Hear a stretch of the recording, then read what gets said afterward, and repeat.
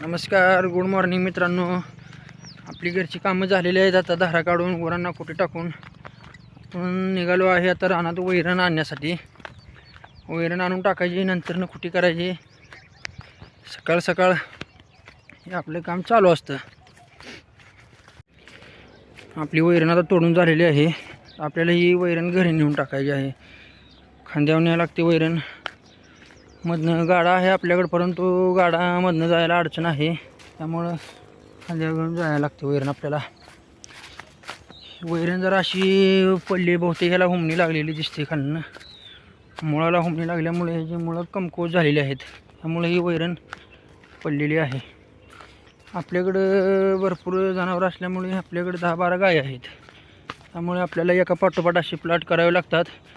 तर हा प्लॉट वाळत आलेला आहे, त्याच्या पाठीमागे हा दुसरा प्लॉट आहे. असे पाठोपाठ आपल्याला प्लॉट करत राहावे लागतात सारखे. जनावरांना वैरण कमी पडून देऊन चालत नाही, कारण त्यांना वैरणीशिवाय दुसरा पर्याय नाही. वैरण कमी पडली तर ते दुधाला कमी येतात आणि आपला तिथे तोटा होतो. त्यामुळे जर्सी पालन करत असताना वैरणीचं हे योग्य नियोजन करणं खूप महत्त्वाचं आहे. आता लोक खूप मुरघासाकडे वळलेले आहेत, परंतु मी काय अजून मुरघास केलेला नाही. आपल्याकडं पाणी भरपूर असल्यामुळे आपण एका पाठोपाठ प्लॉट करत राहतो, त्यामुळे आपल्याला काही वैरण कमी पडत नाही. जर पडलीच तर आपल्याला आपण ऊस ते मागवतो, त्यामुळे काही एवढी अडचण निर्माण होत नाही. तर ह्याच्या पलीकडे एक प्लॉट आहे. आता त्यात आपल्याला हुंडी पेरून घ्यायची आहे. दुपारी 12 वाजता आपल्याला ते हुंडी पेरून घ्यायची आहे. ट्रॅक्टर आल्यानंतर नंतर त्याला भिजवून काढायचं, पाणी द्यायचं. अशी कामं आपल्याला दररोज करावी लागतात. इकडे गहू होता, गहू काढून घेतलेला आहे. दिवस खूपच वर आलेला आहे, भरपूर ऊन लागायला लागलं आहे. यावर्षी उन्हाळा खूपच त्रास देणार आहे बहुतेक. खूपच ऊन लवकरच चालू झालेलं आहे. आणखी चैत्र महिना यायचा आहे.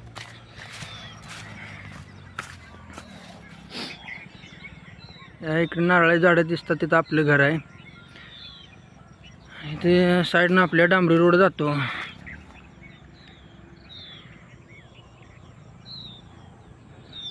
सकाळ सकाळ रानात मस्त वाटते. पक्ष्यांची किलबिलाट ऐकू येते. पक्षी इकडून तिकडे फिरत असतात.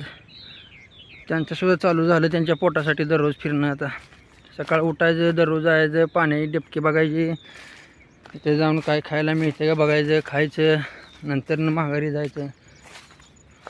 लांबून लांबून पक्षी येतात.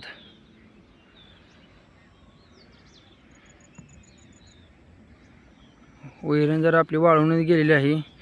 यात आपल्याकडे मिक्स करायला नेपियर घास आणि ऊस असल्यामुळे एवढी काही अडचण येत नाही. जनावरे आवडीने खातील चारा.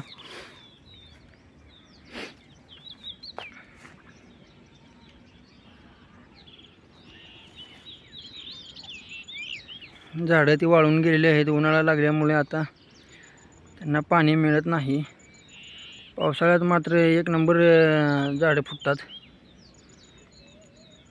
चांगलं दिसतं पावसाळ्यात, चांगलं हिरवेगार वातावरण राहते सगळं.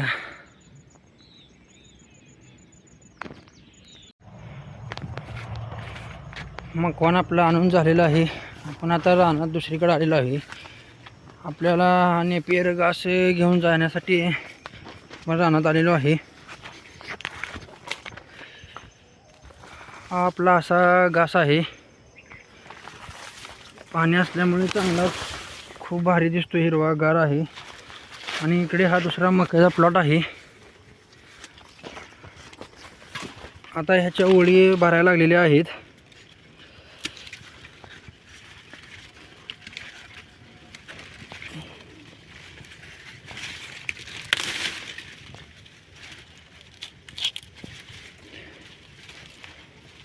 अशा पद्धतीने असे दाणे याला भरतात, अशा ओळी तयार होतात.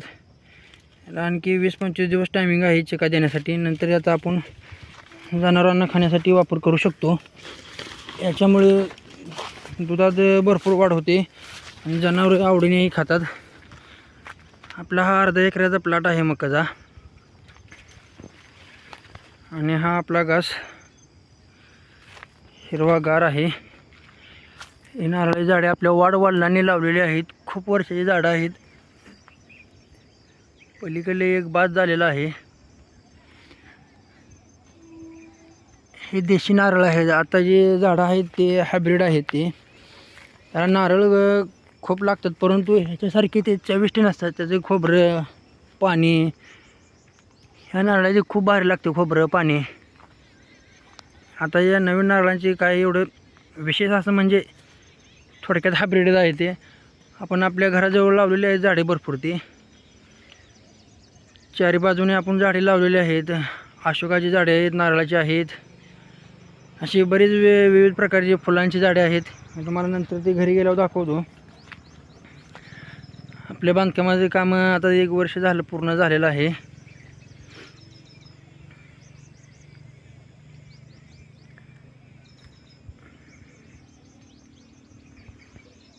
पलीकडून मोठ्या लाईनचा टावर गेलेला आहे.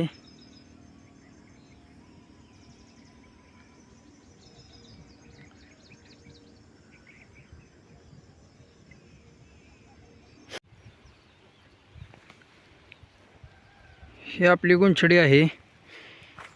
चालूला ही गुंछडी बाद झाली, सोडून दिली. हिला बेणं काढून आपण विकणार आहे. 1 नंबर बेणं आहे गुंछडीचं. ह्याला आणखी पाणी दिले तर भर येऊ शकतो, पण तो एवढं पहिल्यासारखं खास भर येत नाही याला आता. त्यामुळे आपण काय करणार आहे, ह्यातलं ही जी बेणं आहे बेणं काढून ह्या तुकड्याचं बेणं लावणार आहे. तुकडा आता तयार करायला चालू आहे. ह्याला खात ते काढून घेतलेलं आहे. आता आपण याला रोटर मारून बेड घालून ड्रिप हातरून आपण बेणं लावून काढणार आहे. काल ड्रिप ते आणून ठेवले घरी. हे 2-3 दिवसाचं एवढं तयार करून बेड सोडून ड्रिप हातरून बेणं लावायचं आहे. त्याची लागण कशी असते, त्याची काय पद्धत आहे, मी तुम्हाला सगळी लागणे दिवशी दाखवतो व्हिडिओमध्ये. आमच्या इकडे याला गुंछडी म्हणजे, तुमच्या इकडं काय म्हणते ते कमेंट करून नक्की सांगा. निशिगंधसुद्धा गुंछडीला म्हटलं जातं. आम्हाला इथून पंढरपूर जवळ असल्यामुळे फुलाला बाजारपेठ चांगली आहे. त्यामुळे आमच्या गावात इथे फुलाची लागवड भरपूर प्रमाणात केली जाते. गुलाब, शेवंती, गुलछडी, नंतर झेंडू, असे फुलांचे विविध प्रकार आम्ही लावतो.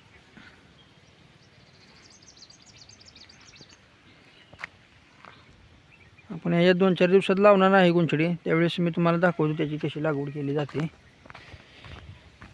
आपण आता रानातून घरी निघालो आहे. ड्रिप चेक करायला गेलो. मकातली मका पेरली आहे. ड्रिप हातरून टाकली आहे, त्यामुळे त्याचे डिपर बंद होते. ते आपण डिपर चालू करून घरला आलेलो आहे.